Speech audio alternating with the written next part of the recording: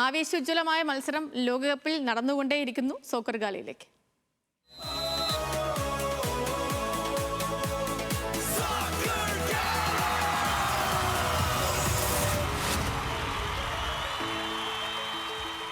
ഇപ്പോൾ നിലവിൽ Argentina Switzerland മത്സരം അധിക സമയത്തേക്ക് നീണ്ടിട്ടുണ്ട്. നിശ്ചിത സമയത്ത് രണ്ടുപേരും ഓരോ ഗോൾ നേടി. സ്വിസ് താരം ബ്രിയൽ എബോളോ ചുവപ്പ് കാർഡ് കണ്ട് പുറത്തായതോടെ സ്വിസ് ടീം 10 പേരായി ചുരുങ്ങിയിട്ടുണ്ട്. മനീഷ് ഐഷ മാത്യു വിവരങ്ങളുമായി ചേരുന്നുണ്ട്. മനീഷ്, ഒന്നും പറയാനാകാത്ത അവസ്ഥയിലേക്ക് എത്തിയല്ലേ?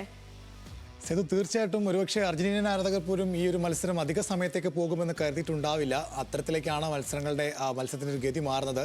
രണ്ടാം പകുതിയിൽ സ്വിസിൻ്റെ ഭാഗത്തു നിന്ന് ശക്തമായ ആക്രമണം ഉണ്ടാകുന്നു. ആദ്യ പകുതിയിൽ അവർക്ക് ഫിനിഷിംഗ് ആയിരുന്നു പോരായ്മയെങ്കിൽ ഇക്കുറി അത് പരിഹരിക്കപ്പെട്ടുകൊണ്ട് തന്നെ രണ്ടാം പകുതിയുടെ 67ാമത്തെ മിനിറ്റിൽ അവർ ഒരു ഗോൾ നേടി. പക്ഷേ അതിൻ്റെ ഒരു സന്തോഷം അധിക സമയത്തേക്ക് പോയില്ല. അർജന്റീന ആരാധകർക്ക് ആശ്വാസം എന്ന നിലയ്ക്ക് 72ാം മിനിറ്റിൽ സ്വിസിൻ്റെ എംബോളോ റെഡ് കാർഡ് വാങ്ങി പുറത്തു പോകുന്നു. അതായത് ഒരു ഫൗളാണ് ആദ്യം ഉണ്ടാകുന്നത്. ആ ഫൗളിനെ തുടർന്ന് അർജന്റീന താരത്തിന് ഒരു യെല്ലോ കാർഡ് റഫറി നൽകുകയും ചെയ്യുന്നു. പക്ഷേ പിന്നീട് വാർ പരിശോധിക്കണമെന്നുള്ള നിർദ്ദേശം അദ്ദേഹത്തിന് ലഭിക്കുന്നതിനെ തുടർന്ന് വാർ പരിശോധിക്കുന്നതിൽ നിന്നാണ് അതൊരു ഫൗളായിരുന്നില്ല, മറിച്ച് ഈ സ്വിസ് താരത്തിൻ്റെ ഒരു അഭിനയമായിരുന്നു എന്ന നിലയ്ക്ക് കാര്യങ്ങൾ മാറുന്നത്.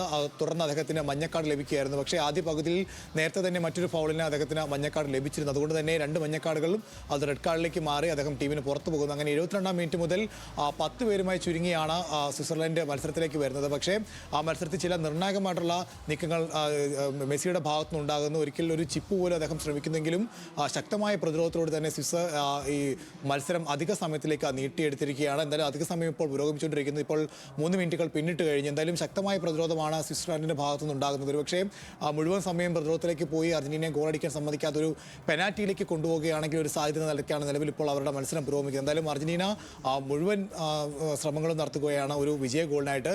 എന്തായാലും കഴിഞ്ഞ 2 മത്സരങ്ങൾ, അതായത് പ്രീ ക്വാർട്ടറും നോക്കൌട്ട് റൗണ്ടും അതുപോലെ തന്നെ പ്രീ ക്വാർട്ടറും അർജന്റീന ജയിച്ചത് അധിക സമയത്തിലേക്ക് നീണ്ടതിന് ശേഷമാണ്. ഒരുപക്ഷേ ക്വാർട്ടറിലേക്കും അങ്ങനെ ഒരു വിജയമായിരിക്കും എന്തായാലും അർജന്റീനയെ കാത്തിരിക്കുന്നതെന്ന് തോന്നുന്നു. മത്സരം പുരോഗമിക്കുകയാണ്. എന്തായാലും സ്വിസിന്റെ ഭാഗത്തുനിന്ന് അതിശക്തമായ പ്രതിരോധമാണ് നിലവിൽ ഇപ്പോൾ അർജന്റീന അറ്റാക്കിനെതിരെ ഉണ്ടായിരിക്കുന്നത്. ഓക്കെ മനീഷ്, ശരി.